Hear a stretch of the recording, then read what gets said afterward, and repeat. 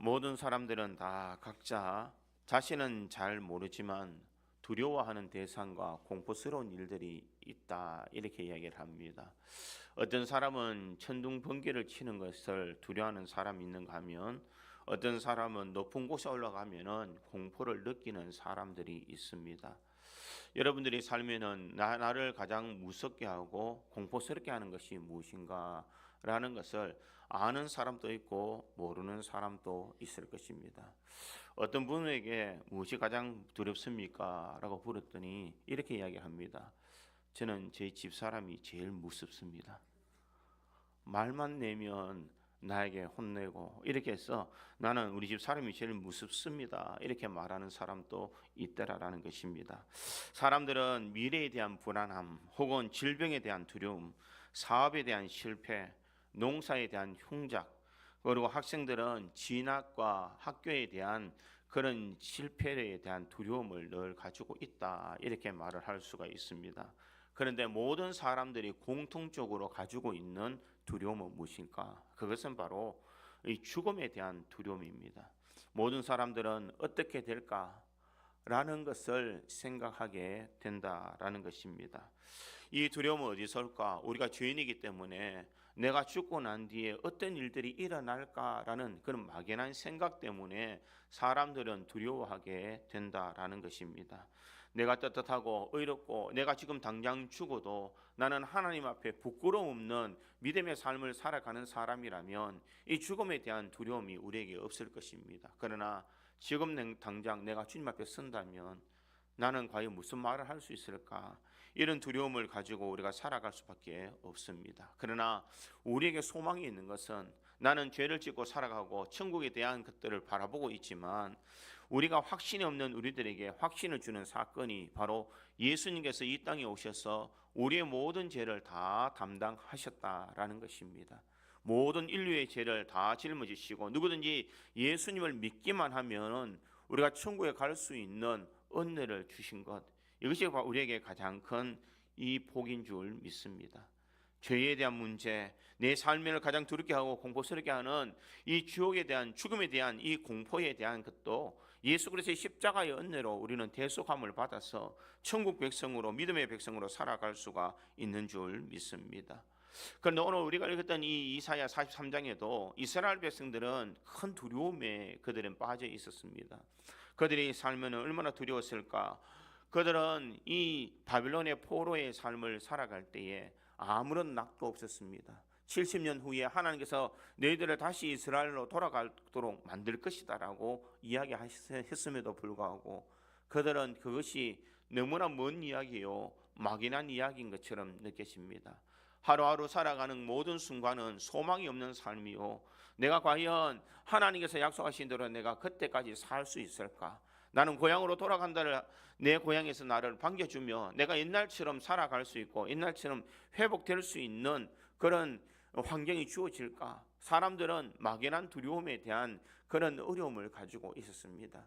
그래서 나는 이곳에서 결국 죽고 나는 이곳에서 우리 자녀들은 평생 종으로 살아가야 된다라는 이 막연한 두려움이 그들의 마음을 사로잡고 있습니다. 그때에 하나님께서는 이사야를 통하여서 그것이 아니다라는 것을 증명하고 있습니다. 그러기에 오늘 본문 1절에는 어떻게 말하고 있습니까? 야곱아, 너를 창조하신 여호와께서 지금 말씀하시느니라. 이스라엘아, 너를 지으신 이가 말씀하시느니라. 너는 두려워하지 말라. 내가 너를 구속하였고 내가 너를 지명하여 불렀나니 너는 내 것이라. 이렇게 말씀하고 있습니다. 왜 두려워하느냐? 왜 그렇게 힘들어하느냐? 너는 내 것이다 라는 것을 말하고 있습니다. 너를 만들고 너를 창조한 그 하나님이 바로 나야. 내가 네 인생을 주관하고 네 인생의 모든 삶을 내가 은혜로 이끌어 주실 것이야 라는 것을 분명히 말씀하고 있습니다. 하나님은 분명 우리 이스라엘 사람들에게 회복의 은혜를 주시고 때가 될 때에 하나님의 복으로 하나님께서 은혜로 역사해 주실 것을 분명히 말씀하고 있습니다. 너를 창조하신 자, 너를 대속해 주신 그 주님의 은혜, 지명하여 불렀던 이 주님이 바로 너의 아버지요, 너의 하나님이시다라는 것을 분명히 말씀하고 있습니다. 그러기에 너는 누구의 것이냐? 내 것이다, 이렇게 말합니다. 하나님의 것이기 때문에 하나님께서 그 인생을 책임져 주신다라는 것입니다. 너는 내 것이다 라는 이 말 속에는 하나님의 놀라운 비밀이 숨겨져 있는 줄 믿습니다. 이 놀라운 비밀이 무엇인지 저는 오늘 본문의 말씀을 통하여서 이것을 한번 생각해 보므로 우리 믿음의 성도들의 삶이 나는 하나님의 소유된 백성으로 살아감으로써 하나님께서 공급해 주시는 놀라운 은혜를 경험할 수 있는 우리 모든 성도들이 되기를 주님의 이름으로 축원드립니다. 첫 번째로 너는 내 것이라 라는 이 말씀은 우리는 하나님의 소유다라는 것을 분명히 말씀하고 있습니다. 하나님의 소유된 백성은 1절 말씀에 창조하신 여호와 너를 지으신 이가 이렇게 말하고 있습니다. 하나님께서 우리를 창조했다, 하나님께서 우리를 지으셨다라는 것을 말씀하고 있습니다. 그러기에 우리의 소유는 누구의 것이냐? 하나님의 것임을 우리에게 말씀하고 있습니다. 로마서 11장 36절에도 보니 이는 만물이 주에게서 나오고 주로 말미암고 주에게로 돌아갑니다. 그에게 영광이 세세에 있을지어다. 아멘. 만물이 주에게서 나오고 주로 말미암고 주에게도 돌아갔다라는 것을 말씀하고 있습니다. 내가 소유다라고 이렇게 생각할 때에 야 나는 그곳에 속박되었다 이런 막연한 생각을 가질 수가 있습니다. 하나님께서 너희가 내 소유다라고 말하는 것은 내가 너를 사랑한다라는 의미입니다. 내가 너를 얼마나 사랑하는지 너는 그 어떤 것으로도 바꿀 수 없는 나의 것이다라는 것을 말하고 있습니다. 여러분, 우리 자녀들에게 우리는 자녀가 다른 집안 아이다라고 생각하는 사람이 있습니까? 저 자녀는 내버려 둔 아이다. 아무리 애를 먹이고 아무리 힘들게 해도 다른 사람은 다 손가락질해도 나는 내 사랑하는 아들이야, 내 사랑하는 딸이야 이렇게 받아들이는 이유가 무엇입니까? 내가 배가 아파서 낳았기 때문에 저 아들은 내 것이다라는 것입니다. 하나님께서 우리들에게 소유하시는 것은 바로 이와 같은 마음이라는 것입니다. 부모가 자녀를 사랑해 주는 것처럼 하나님께서 우리를 그렇게 사랑한다는 것입니다. 자녀들을 위해서라면 부모는 어떤 것도 다 감내할 수 있는 마음이 있는 줄 믿습니다. 오늘 여기 앉아 계신 분들 중에 혹시 사위를 두고 계시는 분 계십니까? 그 사위가 있으면 사위가 오면 어떻게 해주십니까? 옛날에 사위가 오면은 씨암탉을 잡아준다 이렇게 이야기합니다. 그럼 왜 잡아줍니까? 예? 결국 사위에게 씨암탉을 잡아주는 이유는 뭡니까? 내 딸한테 잘해라. 내가 이뻐서, 내가 좋아서 내가 이렇게 해주는 것이 아니라 제발 내 딸을 사랑해주고 내 딸을 좀 도와주고 내 딸을 힘있게 좀 해줘. 그런 마음으로서 이 씨암탉을 잡아준다는 거죠. 착각해서는 안 된다는 겁니다. 우리가 이 씨암탉을 얻어먹는 이유는 뭐냐? 남자들이 씨암탉을 얻어먹는 이유는 결국 아내에게 잘하라는 의미입니다. 마찬가지로 부모가 이 자식을 위해서라면 이 자식을 사랑하는 마음으로 자기의 좋은 것을 다른 사람에게 주기까지 좀 잘 봐달라라는 그런 의미가 있습니다. 하나님께서 나의 소유다라고 말하는 것은 내가 집착할 정도로 너는 내 것이다. 너는 세상의 그 어떤 것으로도 바꿀 수 없는 나의 가장 존귀한 사람, 그 사람이다라는 것을 말하고 있습니다. 내가 너를 지명하여 불렀다라는 것은 하나님께서는 내가 너를 대해서 잘 안다라는 의미입니다. 세상의 그 어떤 사람들보다 나는 너에 대해서 너무나 잘 알고 있어. 내가 알고 있는 것, 내가 너에 대해서 고민도, 내 어려움도, 내 상황도, 내 모든 삶도 나는 다 알고 있다. 이것이 주님께서 우리들에게 내가 지명하여 불렀어 너는 내 것이라는 말씀의 속에 의미가 있다는 것입니다. 두 번째는 내가 그만큼 친밀하게 너를 사랑한다. 내가 얼마나 너를 사랑하는지 세상의 그 모든 것을 다 바꾸어도 나는 너를 사랑할 것이다 라는 것을 말하고 있습니다. 그러기에 하나님께서 우리들을 택하여서 하나님의 자녀 삼아주신 것은 우리들을 모든 세상의 것들과 바꿀 수 없는 그런 놀라운 사랑으로 우리를 사랑해 주시기 때문에 너는 내 것이다라고 그렇게 말합니다. 그러니까 오늘 본문 3절은 어떻게 이야기하고 있습니까? 3절에 보니 이렇게 말합니다. 대전하는 여호와 내 하나님이요 이스라엘의 거룩한 이요 내 구원자임이라. 내가 애굽을 너의 속량물로 구스와 스바를 너를 대신하여 주었노라. 이렇게 말합니다. 너 이스라엘은 아무리 작은 존재이지만 너는 저 나라 강대 같은 애굽과 스바를 대신해서 너가 바꿀 정도로 나는 너를 사랑해. 하나님께서는 이스라엘 백성들에게 이렇게 용기를 주고 있지만 현재를 살아가고 있는 우리들에게는 무엇이라고 말하고 계시겠습니까? 내가 너희를 얼마나 사랑하는지 내 사랑하는 독자 예수까지도 너를 대신하여서 십자가에 못 박을 정도로 내어주는 그 사랑을 우리에게 주셨다라는 것을 분명히 말씀하고 있습니다. 자기의 독자 이 예수 그리스도를 십자가의 모든 고난을 다 당하기까지 우리를 대신하여서 내어주신 그 사랑을 우리는 받은 존재라는 겁니다. 내가 하나님의 소유다라는 것은 하나님께서 가장 귀한 것을 내어주기까지 우리를 그 대가로 지불해 주셨다라는 것을 우리에게 말씀합니다. 여러분, 그 누가 사랑하는 아들을 다른 사람을 대신해서 죄인을 대신해서 나에서 말 듣지 않는 사람을 대신해서 생명을 대신하여 줄 수 있는 부모가 누가 있겠습니까? 아무도 없습니다. 그러나 우리 주님께서는 우리를 대신해서 독생자 예수님을 이 땅에 보내주시고 우리가 져야 될 그 십자가의 모든 고난을 주님께서는 다 당하셨다는 것입니다. 내가 맞아야 할 채찍을 예수님께서 다 맞으셨고 내가 박혀야 될 그 십자가 위에 주님께서는 대못을 박히셨으며 내가 써야 될 그 면류관에 가시 면류관을 주님께서는 쓰셨고 내가 찔려야 될 그 창에 주님께서는 옆구리를 찔리셨다는 것입니다. 다 우리의 죄를 대신해서 나를 대신해서 주님께서는 이 값비싼 희생을 다 치러 주셨다는 것입니다. 이만큼 우리를 사랑해 주셨다. 내가 너를 나의 소유로 잡았다는 것은 나의 가장 귀한 것을 희생하기까지 내가 너를 사랑했다라는 것을 우리에게 말씀하고 있습니다. 그래요. 본문 4절에도 뭐라고 말합니까? 내가 내 눈에 보배롭고 존귀하며 내가 너를 사랑하였은즉 내가 네 대신 사람들을 내어주며 백성들이 내 생명을 대신하리니 이렇게 말합니다. 백성을 대신하는 그는 생명을 주는 그 하나님의 사랑이 예수 그리스도를 통하여서 이 모든 것이 완성되어졌음을 우리에게 말씀하고 있습니다. 누가 나를 사랑해서 내 대신에 내가 죽어야 될 그 십자가의 은혜를 우리가 대신 받는 사람이 누가 있겠습니까? 내 사랑하는 자녀조차도 내 생명을 대신해서 줄 수 있는 자녀는 없을 것입니다. 나를 낳았던 아버지나 부모님도 나를 대신해서 십자가에 죽을 그는 부모는 없을 것입니다.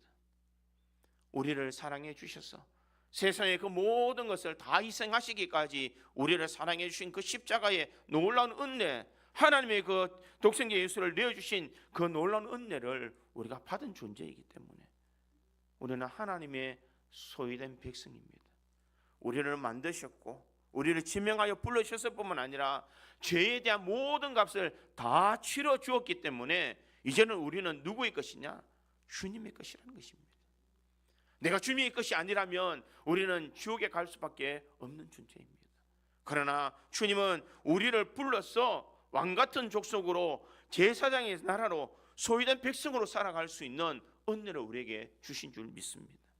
그러기에 베드로전서 2장 9절에 이렇게 말합니다. 그러나 너희는 택하신 족속이요 왕같은 제사장이요 거룩한 나라요 그의 소유가 된 백성이니 이는 너희를 어두운 데서 불러내어 그의 기이한 빛에 들어가게 하신 이의 아름다운 덕을 선포하게 하려 하심이라. 우리를 택하신 백성으로 족속으로 그의 소유된 백성으로 어두운 데서 우리를 불러내어서 아름다운 덕을 선포하기 위해서 우리를 이끌어 주셨다라는 것을 말씀하고 있습니다. 왕같은 제사장은 어떤 사람을 왕같은 제사장이라고 합니까? 왕같은 제사장은 라틴어로 폰타펙스라는 그런 말입니다. 이 말은 다리를 건축한다, 화목한다 이런 의미가 있습니다.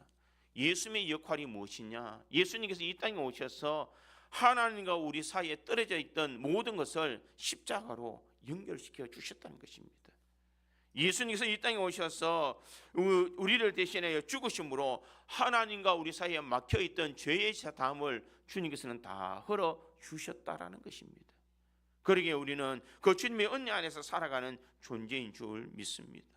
그 주님의 사랑받은 자가 우리라는 그 사실을, 그러기에 우리는 주님의 소유요, 내가 죽어야 될 인생을 주님께서 구원하여 주셔서 하나님의 자녀답게 살아갈 수 있는 은혜, 천국의 소망을 주셨기에 우리에게는 하나님의 백성이고 하나님의 소유라는 것을 우리가 잊지 말아야 됩니다.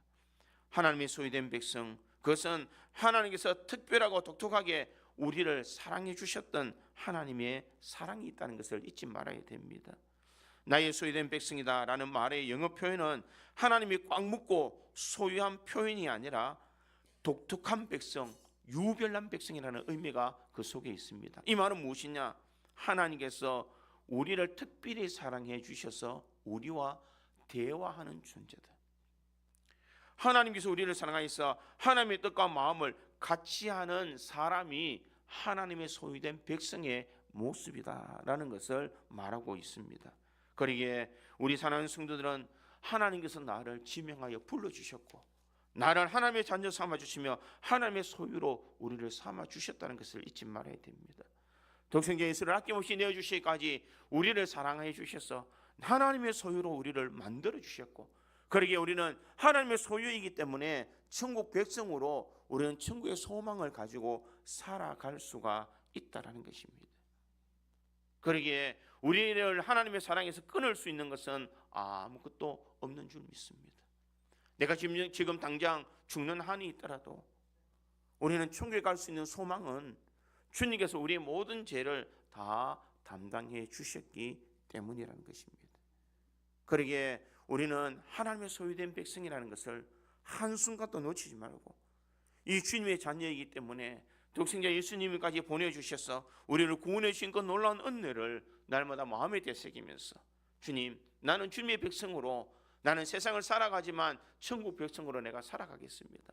우리 이런 마음의 결단을 통하여서 우리가 주님을 바라볼 수 있는 우리 믿음의 성도들이 되기를 주님의 이름으로 축원드립니다. 두 번째로 너는 내 것이라는 이 말씀은 하나님이 함께 하셔서 보호하시겠다는 의미입니다. 오늘 본문 2절을 다시 보면 내가 물 가운데로 지날 때에 내가 너와 함께 할 것이라 강을 건널 때에 물이 너를 침몰하지 못할 것이며 내가 불 가운데로 지날 때에 타지도 아니할 것이요 불꽃이 너를 사르지도 못하리니 이렇게 말하고 있습니다.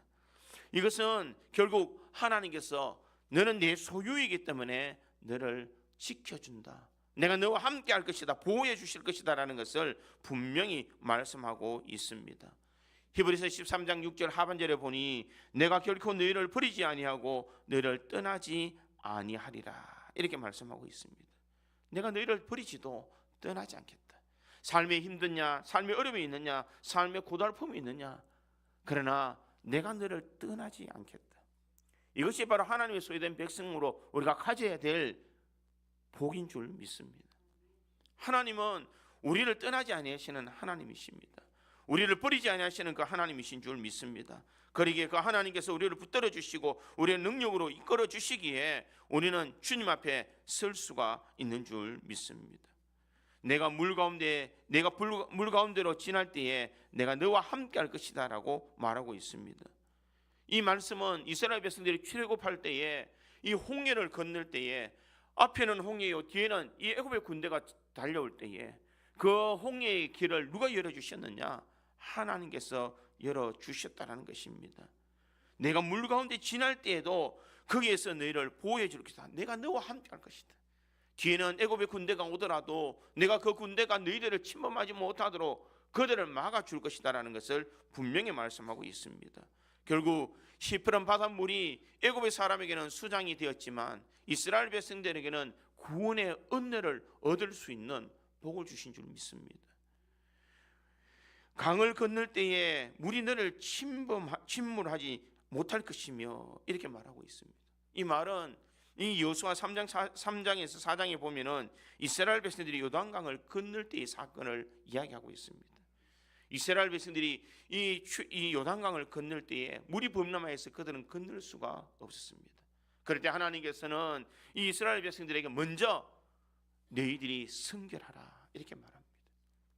내가 이 강을 건너기 위해서는 내가 하나님 앞에서 먼저 정결하고 깨끗한 마음, 이 정결한 마음의 삶을 살아가야 됨을 말하고 있습니다. 네가 정결한 삶을 살아가고 하나님 앞에 정결의식을 다 행한 후에 하나님의 법궤를 메고 이스라엘 백성들이 요단강을 건너갈 때에 요단강이 갈라져서 물이 그들을 덤비지 못하도록 침몰하지 못하도록 그들을 지켜주셨음을 그런 이야기하고 있습니다. 하나님께서는 어떤 순간에도 너희와 함께하고 너희를 지켜주실 것이다, 분명히 이렇게 말하고 있습니다. 그뿐만 아니라 내가 불 가운데 지날 때에도 타지 아니할 것이다 라고 말합니다. 다니엘 3장에 보면은 극심한 풀무불 가운데서 이 사드락과 메삭과 아벤노고가 던져지지만 그들은 불 속에 있었지만 그 불 속에서 그 어떤 것도 이들을 태울 수가 없더라는 것입니다.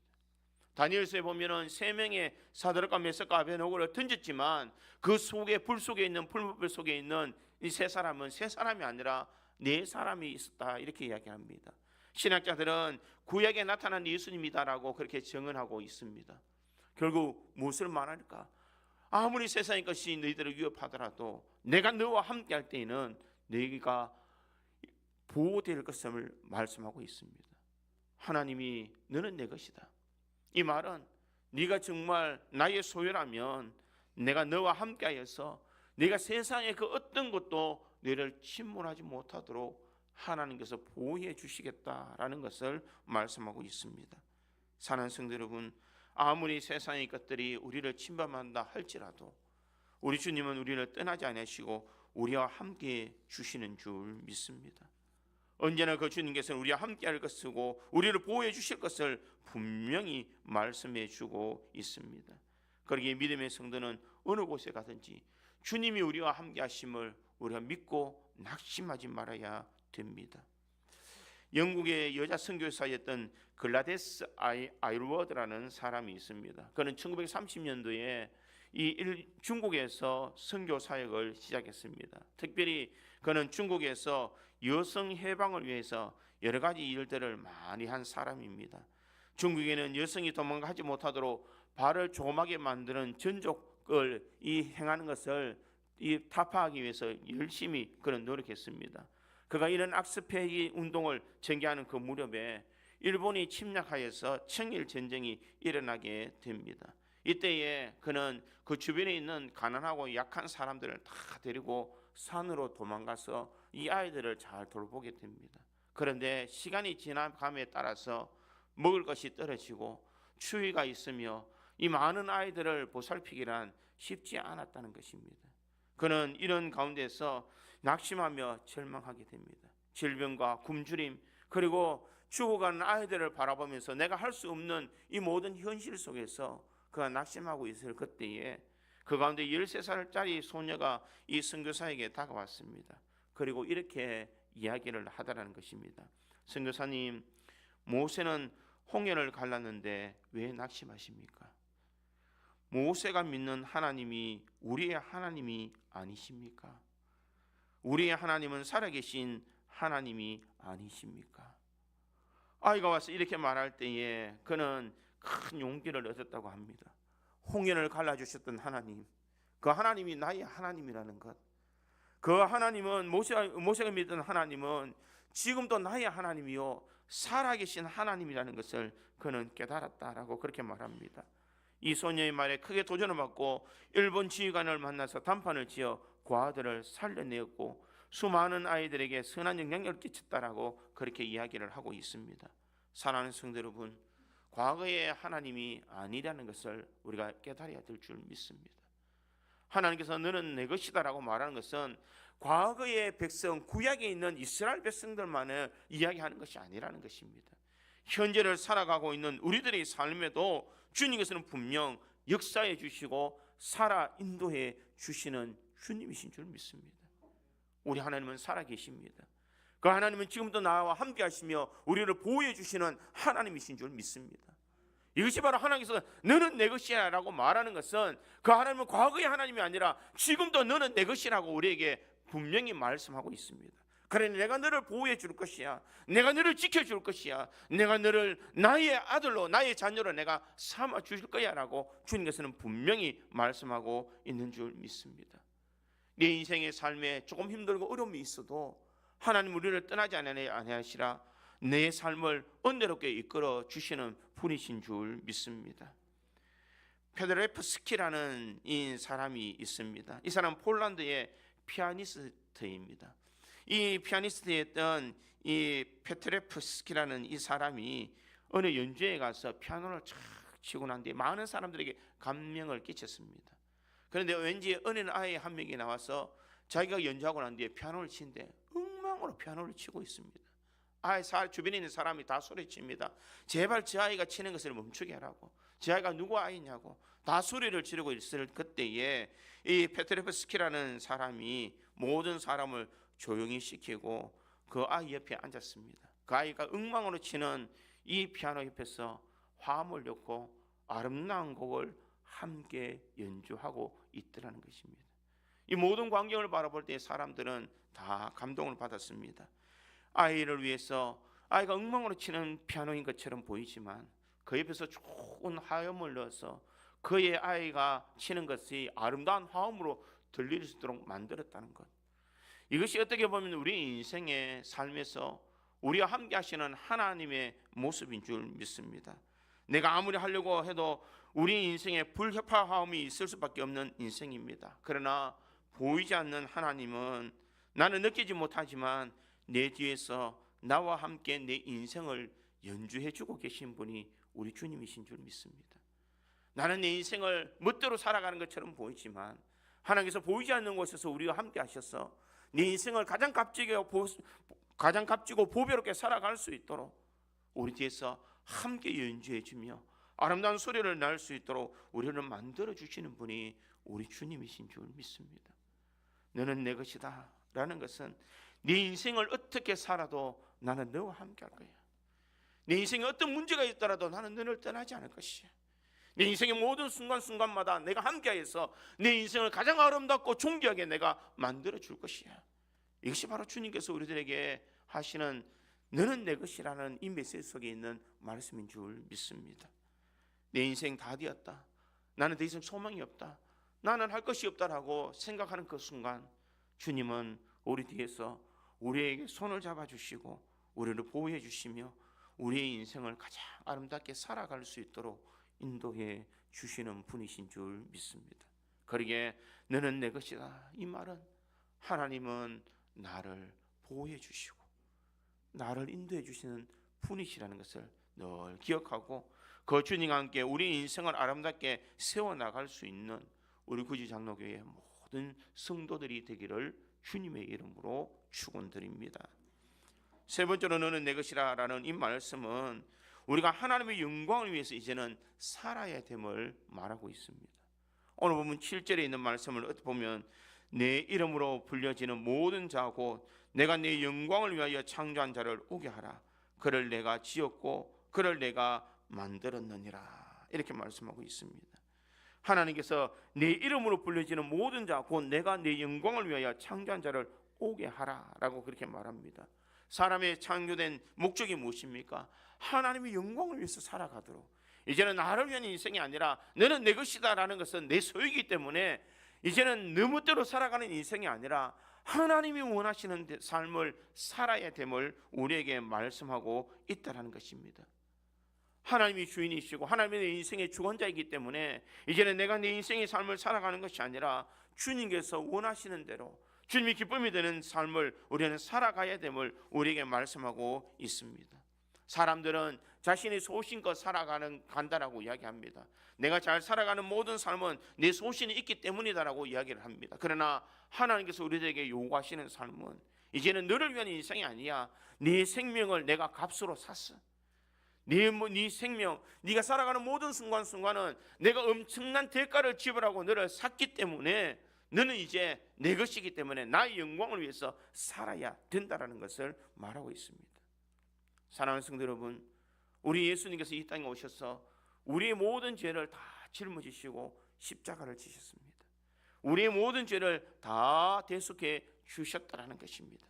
그러니까 이제는 내가 사는 것은 나를 위해서 살아가는 것이 아니라 내 안에 있는 예수 그리스도를 위하여 살아가는 존재로 살아가야 된다는 것입니다. 나는 지금 살아가는 모든 순간을 무엇을 위해서 살아가고 있습니까? 나는 내가 잘 먹고 내가 잘 살고 내가 즐기며 내 자녀를 위해서 내 가정의 행복을 위해서 내가 살아간다면 그 인생은 주님의 소유된 백성으로 살아가는 인생이 아니라는 것입니다. 하나님의 소유된 백성으로 살아가는 것, 이제는 주님께서 나를 핏값으로 사주셨고 나를 지옥에서 천국으로 갈 수 있는 은혜를 주셨기에 이제 내가 살아가는 모든 순간순간은 주님께서 내 인생을 사셨기 때문에 주를 위해서 살아가야 된다는 것입니다. 고린도전서 10장 31절에 보면 그런즉 너희가 먹든지 마시든지 무엇을 하든지 다 하나님의 영광을 위하여 하라. 우리가 먹고 마시는 수많은 모든 일들은 다 하나님의 영광을 위해서 감당해야 될 줄 믿습니다. 그러기에 내가 이기게 되고 내가 즐거운 일만 찾아 하는 것이 아니라 하나님께서 기뻐하시는 일, 하나님께서 원하시는 삶을 살아가는 것이 우리가 하나님의 백성된 소유된 사람으로 행해야 되는 사람인 줄 믿습니다. 미국 대공황에 때 많은 젊은이들이 일자리가 없어서 대도시로 몰려오게 되었습니다. 그때에 성악을 전공하던 21살의 한 청년이 대학을 중퇴하고 보험회사의 세일점이 되었습니다. 그는 노래를 잘하였기 때문에 그는 MBC 방송국에 이 프레드 앨런이라는 사람을 만나서 그는 무대에 있어서 노래를 부르기 시작했습니다. 얼마나 노래를 잘했는지 미국에 있는 MBC에 있는 이 사람이 고정 출연을 해줄 것을 요청했습니다. 당신이 이제 고정으로 출연해서 이렇게 해주십시오라고 했더니 그가 이 불경기에서 이런 직장을 얻었으니까 너무 좋아서 집으로 돌아가게 됩니다. 돌아가는데 왠지 마음에 걸리는 것이 있습니다. 그는 집으로 돌아오면서 늘 어머니가 한결같이 자신에게 한 말이 기억이 납니다. 그 어머니가 이렇게 얘기합니다. 아들아, 하나님이 일을 하는 사람이 되기를 나는 기도하고 있단다. 네가 무슨 일을 하든지 하나님을 위해서 일하는 사람이 되기를 원한다. 이렇게 이야기했습니다. 그런데 자신이 이제는 하나님의 일을 위해서 하는 것이 아니라 세상 사람들의 귀를 즐겁게 하기 위해서 그는 많은 사람들 앞에서 노래를 부르는 일들을 행하겠다라고 하니 그의 마음에 찔림이 있습니다. 이때 그는 다시 어머니에게 연락을 해서 상의를 하게 됩니다. 여러분, 만약 자녀들에게 여러분들에게 이렇게 묻는다면 여러분들은 어떻게 대답해 주겠습니까? 이런 불경기에 이런 좋은 직장을 얻었는데 네 직장을 다녀야 되겠느냐, 아니면 포기하고 하나님 일을 해야 되겠느냐라고 묻는다면 여러분은 어떻게 조언해 주고 싶습니까? 아마 대부분의 부모들은 아니야, 네 그곳에서 열심히 살아서 그곳에 하나님께 영광 올려드려, 이렇게 이야기할 수도 있었을 것입니다. 그런데 이 어머니는 이 아들에게 한 개의 편지가 적힌 종이를 전해 주었습니다. 그의 어머니가 준 편지에는 이런 내용이 있었습니다. 주 예수보다 더 귀한 것은 없네. 이 세상 부귀와 바꿀 수 없네. 영 죽을 내 대신 돌아가신 그 놀라운 사랑 잊지 못해. 세상 즐거움 다 버리고 세상 자랑 다 버렸네. 주 예수보다 더 귀한 것은 없네. 예수밖에 없네. 어머니가 적어준 이 시를 읽으면서 이 아이들은 성령의 충만함을 받게 됩니다. 그리고 이 시의 곡을 만들어서 그는 부르게 됩니다. 그 곡이 우리가 잘 아는 주 예수보다 더 귀한 것이 없네라는 찬송가입니다. 이 사람이 누구인가? 바로 조지 베버리 쉐어라는 사람입니다. 이 사람은 윌리 그레함이 다니는 집회마다 찾아다니면서 주 예수보다 더 귀한 것은 없네라는 찬양으로 수많은 사람들에게 선한 영향력을 끼치며 하나님 앞에 귀하게 쓰임 받는 그런 사람이 되었다는 것입니다. 그가 찬양을 부르고 나면 수많은 사람들이 박수갈채를 부를 때에 그는 이렇게 고백했다고 합니다. 여러분, 감사합니다. 그러나 여러분이 주신 이 박수도, 이 환영도, 이 갈채도 주 예수님과 바꿀 수는 없습니다. 사랑하는 성도 여러분, 내 인생에 하나님의 소유된 백성이라면 이제는 내가 나를 위해서 살아가는 존재가 아닙니다. 하나님의 영광을 위해서 살아가는 존재인 줄 믿습니다. 그러기에 우리는 하나님의 영광이라면 하나님께서 나를 구원해 주신 그 놀라운 은혜를 기억하며 우리가 주님 위에 우리가 헌신하며 살아가는 것이 하나님께서 나를 택하신 백성으로 살아가는 삶이라는 것을 기억하고 나는 언제나 하나님의 소유된 백성이라는 것을 늘 마음에 되새기며 믿음의 길을 행할 수 있는 우리 구지 장로교회 모든 성도들이 되기를 주님의 이름으로 축원드립니다.